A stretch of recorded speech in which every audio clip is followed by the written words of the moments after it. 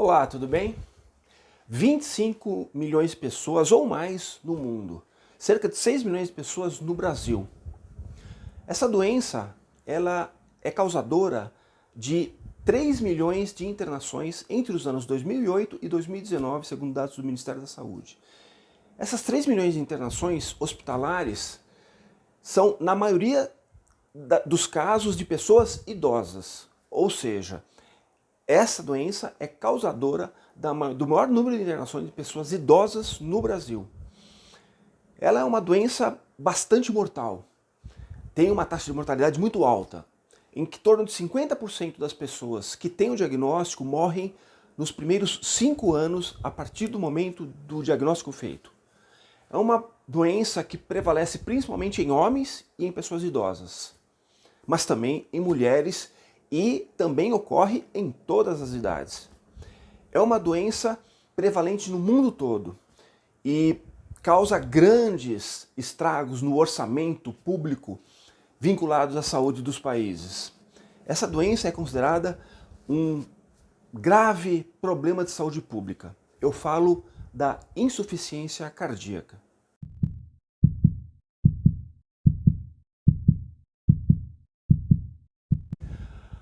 A insuficiência cardíaca, mais conhecida popularmente como coração grande, coração cansado, coração fraco, coração dilatado, é uma doença que vem aumentando o seu número de vítimas em todo o planeta. E é uma das únicas doenças cardíacas em que isso acontece, principalmente por algumas explicações. A primeira delas, e a mais importante, é que a população está envelhecendo. A expectativa de vida nos países tem aumentado muito nas últimas décadas. Depois, o aumento dos fatores de risco, hipertensão, diabetes, obesidade, dislipidemia, doença coronariana, tudo isso influi muito no aumento da insuficiência cardíaca a longo prazo. Depois, o erro alimentar, uma dieta muito rica em gorduras, em açúcares, em sal e de produtos industrializados. Ao mesmo passo em que existe uma diminuição da quantidade de atividades físicas, de exercícios físicos que a população faz.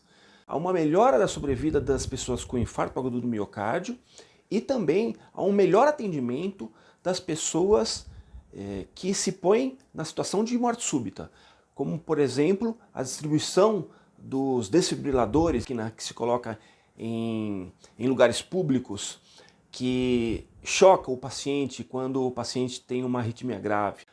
O que é a insuficiência cardíaca? Basicamente, é uma lesão no músculo do coração, no músculo miocárdico, provocado por várias doenças, que fazem com que a força de contração do músculo diminua, diminuindo a sua função como bomba e fazendo com que o coração ejete e leve para o organismo uma quantidade de sangue com oxigênio e nutrientes menor do que o organismo precisa para manter as suas funções vitais. O resultado disso é uma diminuição na efetividade do trabalho do coração.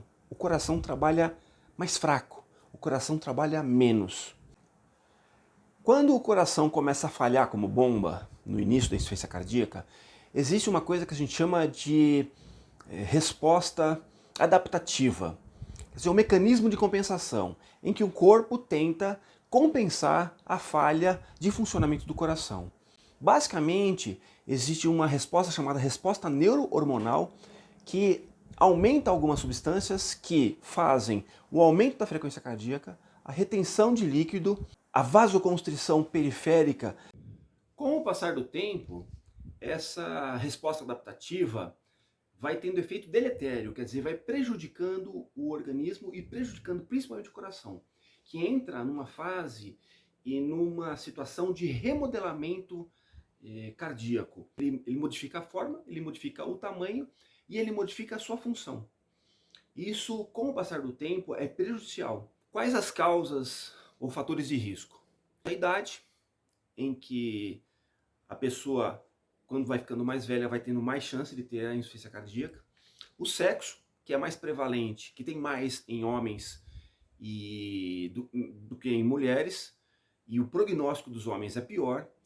E a raça, que não tem nenhuma diferenciação. Existem também os fatores de risco modificáveis. O primeiro deles é a doença coronariana. Isso devido ao infarto agudo do miocárdio. O infarto agudo do miocárdio atinge diretamente o músculo cardíaco e esse músculo cardíaco atingido diminui bruscamente a sua fração de ejeção.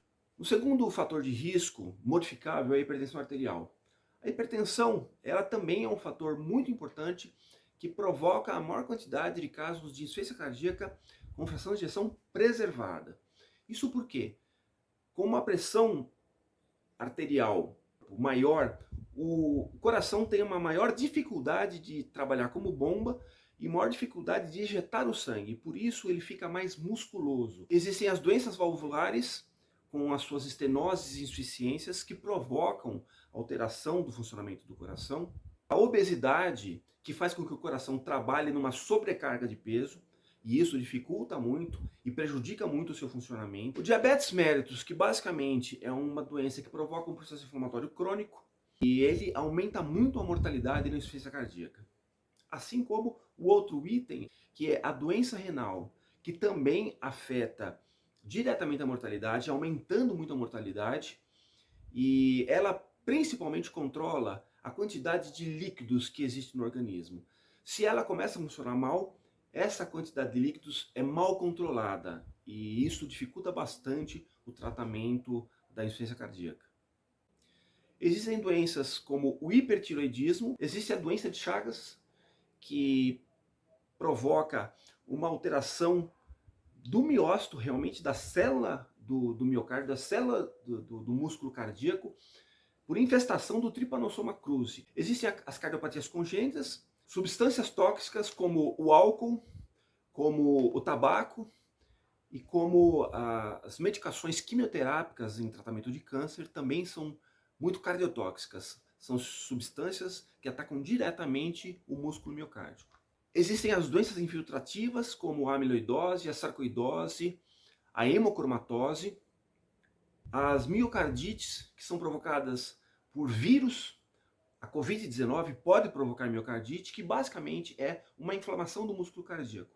As arritmias cardíacas, que provocam o descompasso do funcionamento do coração, prejudicando muito o seu funcionamento.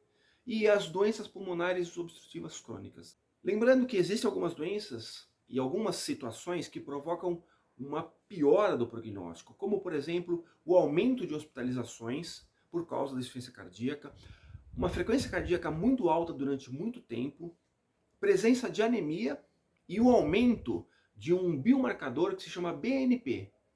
Como é feito o diagnóstico na insuficiência cardíaca? Em relação aos exames laboratoriais, o que se sobressai é a presença alterada do BNP, que é o hormônio peptídeo natriurético. Esse hormônio ele aumenta quando o coração está sob estresse. Se ele está desenvolvendo insuficiência cardíaca, provavelmente esse hormônio vai estar aumentado.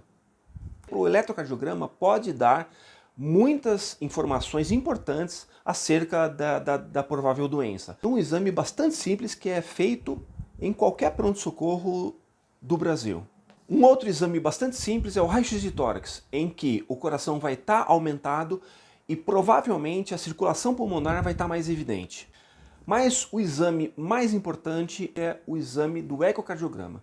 O ecocardiograma vai nos mostrar quase tudo relacionado à função cardíaca. Então, ele consegue mensurar a fração de ejeção, ele consegue ver a mobilidade do músculo miocárdico, ele consegue avaliar o funcionamento das válvulas, ele consegue ver o tamanho das câmeras, o tamanho dos átrios, o tamanho dos ventrículos, a espessura da musculatura. Então é uma quantidade enorme de informações que podem inclusive fazer com que a gente faça um diagnóstico etiológico. A ressonância magnética, que é usada para investigar doenças infiltrativas como a hemocromatose, a sarcoidose, a amiloidose. E existe também o cateterismo, que é basicamente um exame feito para investigação de doença coronariana. Então vamos para os 12 sintomas que são bem característicos da insuficiência cardíaca. Sintoma número 1. O mais famoso de todos, a dispneia. Dispneia aos esforços, que é a falta de ar aos esforços. Normalmente essa dispneia começa com os esforços maiores, então a pessoa faz uma caminhada, faz uma corrida e sente muita falta de ar. Diferente do habitual. Com o passar do tempo, ela vai ficando com mais falta de ar para atividades menores. Então, por exemplo, ela começa a ter muito cansaço quando ela vai na padaria, quando ela sai para passear com um cachorro. E, eventualmente, evoluindo, a insuficiência cardíaca, ela vai ter falta de ar aos pequenos esforços, por exemplo, para ir no banheiro, para ir na cozinha, e, eventualmente, ficando com falta de ar até mesmo em repouso. Sinal número 2. Fadiga e cansaço.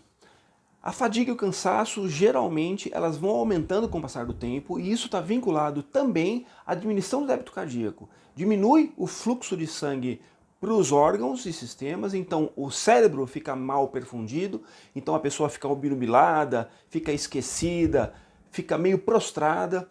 Existe também uma diminuição de fluxo nos músculos esqueléticos, na musculatura, que faz com que a pessoa tenha muito desânimo de fazer qualquer tipo de atividade física.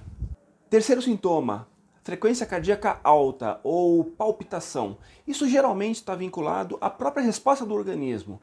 Então a pessoa fica com frequência cardíaca alta e isso pode também estar vinculado à presença de arritmias, porque as arritmias são muito comuns na insuficiência cardíaca. Cerca de 25% das pessoas com insuficiência cardíaca têm arritmias.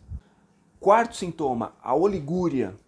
Por conta da diminuição do débito cardíaco, o rim não é muito perfundido e ele começa a funcionar menos, a depurar os resíduos menos, a filtrar o sangue menos. Então a pessoa começa a ter diminuição da quantidade de urina. Palidez e extremidades frias. Isso também se deve à diminuição do débito cardíaco. Basicamente é por conta dessa diminuição, o organismo faz uma vasoconstrição periférica, quer dizer, fecham os vasos da periferia, das mãos, dos pés, e por isso que eles ficam frios e pálidos, porque o organismo privilegia os órgãos mais nobres, então eles fecham a periferia e o sangue vai para os órgãos mais importantes. O emagrecimento e a caquexia, também pela falta de irrigação muscular, o músculo vai perdendo massa até ficar realmente com uma hipotrofia muscular. Os músculos esqueléticos, os músculos da perna, dos braços, todos os músculos do corpo, eles começam a diminuir muito de volume. Existe a caquexia, que é basicamente um emagrecimento muito importante. Sétimo sintoma, a ortopneia, que é a dificuldade que a pessoa tem em dormir deitada em decúbito dorsal, quer dizer, dormir retinha. Ela precisa de um monte de travesseiros para se sentir mais confortável ou precisa dormir sentada. Isso por causa, basicamente, do aumento da congestão pulmonar. Ou seja, bastante líquido no pulmão causa dificuldade respiratória. Isso também está ligado ao outro sintoma, que é a dispneia paroxística noturna. A dispneia paroxística noturna, a pessoa consegue dormir, mas ela acorda com falta de ar. E quando ela acorda, ela precisa de um bom tempo, vários minutos, para se recuperar dessa falta de ar, a ponto de conseguir dormir novamente. Sintoma número 9, tosses e sibilos. A pessoa que tem congestão pulmonar pela insuficiência cardíaca, ela tem muita tosse. E nota-se a presença de sibilos, que é aquele chiado, como se fosse um chiado de gato. E esse chiado é por conta da congestão. Não é por conta de asma, por conta da congestão. E também acontece em escarros hemoptoicos, que é o escarro com um pouco de sangue, com laivos de sangue, que geralmente são prenúncio de um edema agudo de pulmão, ou seja, quando a congestão pulmonar está num nível bastante avançado. Décimo sintoma, turgência jugular e edema de membros inferiores. Basicamente, esses dois sintomas, a turgência jugular, que é o aumento da veia do pescoço, e o edema de membros inferiores, que é o inchaço das pernas, estão vinculados à congestão sistêmica. Quer dizer, a retenção de líquido, que é provocada pela insuficiência cardíaca, faz com que a pessoa fique bastante congesta, não só no pulmão, mas também no corpo inteiro. 11º sintoma, a nictúria. Como existe uma reabsorção desse edema, a pessoa ela acorda muito à noite para urinar. Isso se chama nictúria. E o último sinal e sintoma é a hepatomegalia dolorosa, que está vinculada à congestão hepática, congestão do fígado, muito sangue lá dentro do fígado, e o fígado fica um pouco maior e ele é coberto por uma cápsula chamada cápsula de Gleason. Se essa cápsula é muito esticada, ela dói. Por isso a hepatomegalia dolorosa. É uma sensação muito importante de dor no lado direito, abaixo das costelas, na barriga. Junto disso, existe a ascite. As vísceras com muito líquido, ela extravasa esse líquido para dentro da cavidade abdominal. O tratamento, basicamente, é para melhorar a qualidade de vida e diminuir a progressão da insuficiência cardíaca. Geralmente você trata os fatores de risco, tratamento da hipertensão, o tratamento da doença coronária crônica, o tratamento da diabetes, o combate à obesidade, a mudança de estilo de vida com o término do vício do cigarro, com a moderação da ingesta de bebida alcoólica e principalmente prática de atividade física. Atividade física inclusive nas pessoas com insuficiência cardíaca. Já se provou que a atividade física controlada e bem feita, ela consegue melhorar muito a atividade neurohormonal. Ela diminui a atividade inflamatória, provoca a melhora da função endotelial e melhora e reverte as alterações musculares provocadas pelo baixo débito cardíaco. Existe também uma orientação para vacinação das gripes, né? Então vacinação da influenza. O tratamento medicamentoso geralmente é à base de diuréticos que controlam a saída de líquidos, melhorando o edema que se forma na insuficiência cardíaca. Os digitálicos que ajudam o coração a bater um pouco melhor. Os inibidores da enzima de conversão de angiotensina, os IECAs e os BRAs, que são os bloqueadores de recepção da angiotensina, eles também modificam muito a morbimortalidade. São medicações que atuam no sistema neurohormonal, diminuindo a sua intensidade, diminuem os sintomas, melhoram a qualidade de vida e melhoram muito a mortalidade da insuficiência cardíaca. Outras medicações são usadas também como os anticoagulantes e normalmente se sabe que as pessoas com insuficiência cardíaca têm 25% de chances de ter algum tipo de arritmia. E também, por causa delas, os antiarrítmicos são usados também para controle da frequência e melhoram muito a mortalidade na insuficiência cardíaca. E existem os tratamentos invasivos, como a colocação de CDI, que é o cardiodesfibrilador implantável, que evita a morte súbita, é um aparelho que choca quando a pessoa entra numa arritmia maligna. Existem os ressincronizadores, que fazem uma ressincronização do ritmo do coração para melhorar a função cardíaca. E existem também as famosas pontes para transplante, que são os ventrículos artificiais. Aqui no Brasil isso é muito difícil. Existem, mas é muito pouco usado. E existem no final das contas, quando não existe mais nenhuma chance de recuperação, com um tratamento otimizado, uma insuficiência cardíaca sintomática, refratária, quer dizer, não melhora com nada, com medicação, com nenhum outro aparelho, o transplante cardíaco. Se você gostou desse vídeo, não esqueça, deixe o seu like, compartilhe esse vídeo com as pessoas e se inscreva no canal. Ok? Tchau!